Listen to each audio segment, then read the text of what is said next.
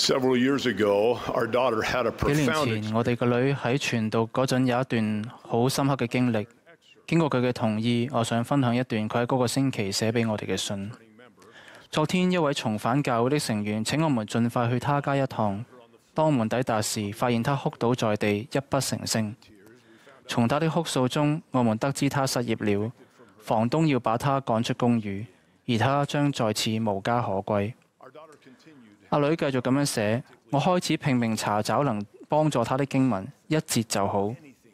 然而在尋找那節完美的經文時，我問自己：我在做什麼？這不是基督會做的事。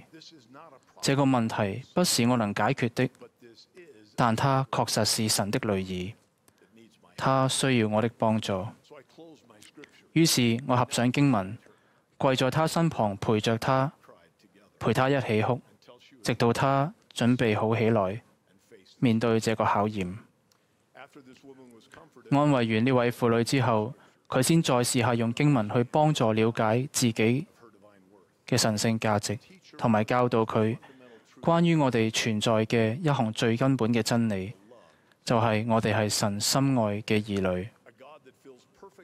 當我哋受苦嗰陣，神對我哋係懷有完全嘅憐憫；當我哋重新振作嗰陣，神就已經準備好幫助我哋。傳教士所教導嘅第一項教義，就係神係我哋慈愛嘅天父。呢一點好有啟發性。呢個說明咗我哋真正嘅身份，之後嘅每一項真理都係建立喺呢個根本嘅認知上邊。總會初級會會長蘇珊波特姊妹教導：一旦你知道並了解神是多麼完全地愛你這個孩子，一切都將大為改觀。你犯錯時，你會對自己的看法改變；當困難的事情發生，你會有不同的感受。你對神誡命的觀點會改變，對他人對自己是否能有所成就，你的觀點也會有所改變。我哋讀到摩西同神面對面對話嘅經歷，正好展現咗咁樣嘅改變。喺嗰次對話裏面，神一再教導摩西佢嘅神聖傳承。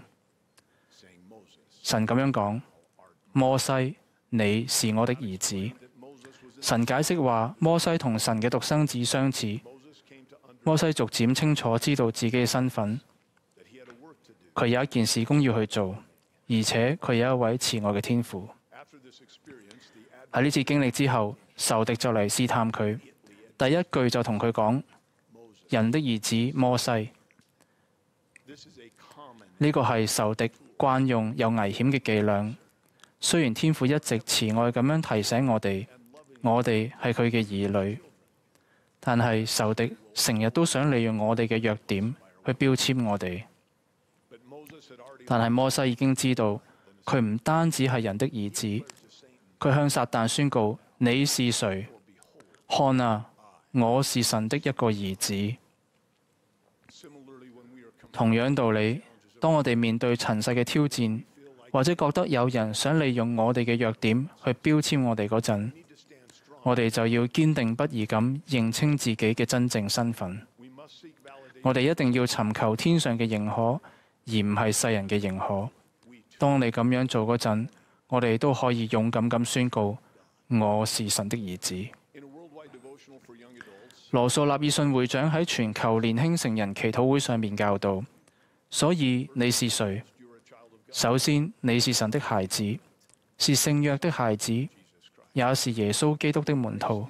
只要你接受這些真理，我們的天父就會幫助你達成你最終的目標，即在他聖容面前，永遠與他同住。喺我哋最可能常用到嘅經文裏面，神去提醒我哋同佢嘅關係。呢件事絕對唔係偶然。喺佢所有神聖嘅稱呼入面，神喺聖餐祈禱文要求我哋稱呼佢神啊，永恆的父。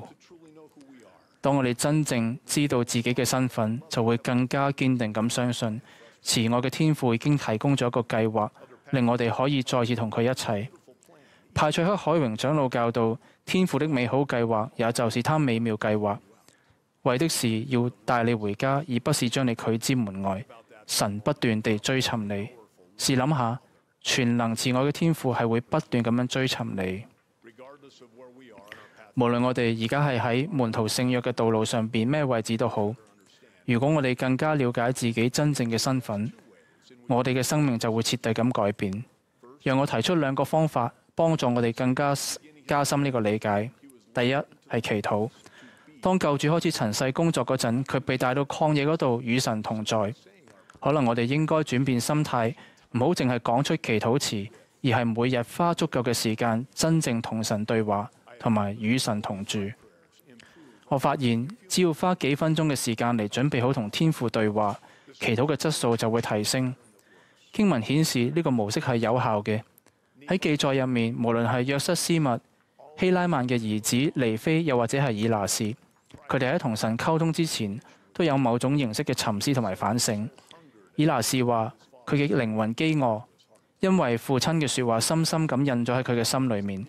呢度每一個例子都教導咗我哋，為咗每日與神同在嘅時間，我哋要喺靈性上做好準備。救主指示尼非人：你們禱告時，要進你們的內屋，關上門，向你們的父禱告。無論係喺內屋定係睡房，原則就係要揾一個可以自己一個人祈禱嘅地方，等靈魂可以靜落嚟，去感受嗰個微小的聲音嘅提示。我哋可以沉思自己要感謝嘅事，仲有想帶去天父面前嘅問題，又或者係疑慮，去做好準備。我哋應該努力，唔好俾祈禱流於形式，而係同天父對話，同埋盡可能出聲祈禱。我明白喺忙亂嘅生活裏面，當我哋要努力應付小孩，又或者喺會議之間去奔波，安靜嘅內屋同埋周全嘅準備可能係一種奢望。但係如果我哋喺一朝早就開始已經努力與神同在，嗰啲無聲、簡短同埋迫切嘅祈禱都會變得更加有意義。可能有啲人已經好耐冇祈禱，或者覺得自己嘅祈禱仲未得到垂聽。我應許大家，天父認識你、愛你，仲想聽到你嘅消息。佢想同你溝通，仲想你記得你自己嘅身份。傑弗瑞·賀倫長老最近教導過，無論你做了多少祈禱，要做更多的祈禱。無論你多努力地祈禱，要更努力地祈禱。除咗增加祈禱嘅頻率同埋熱誠，每日研讀摩爾門經、去聖殿崇拜，都可以幫助我哋準備好心思同埋意念去接受啟示。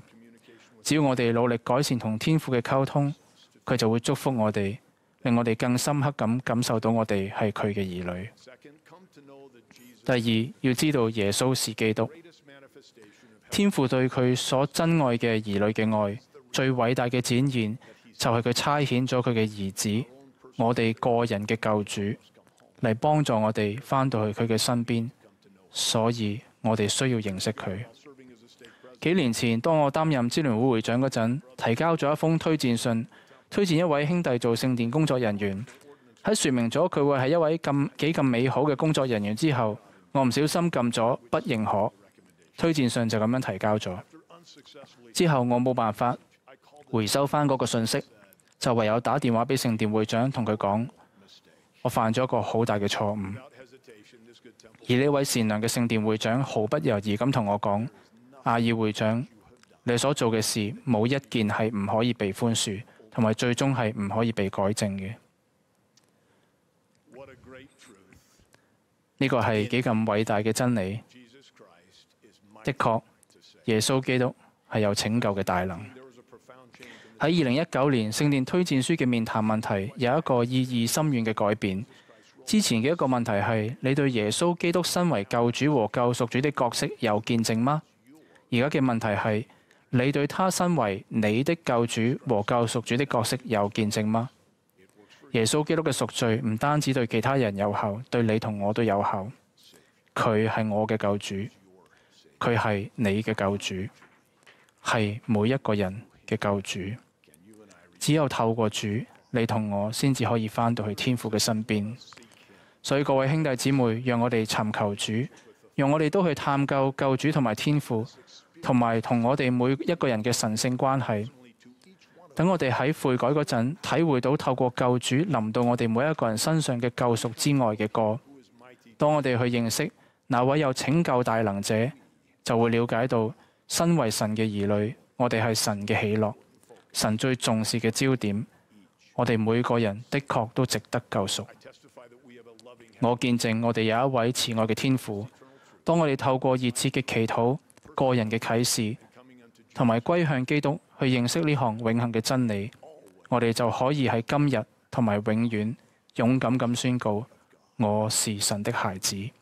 奉耶穌基督嘅名，阿門。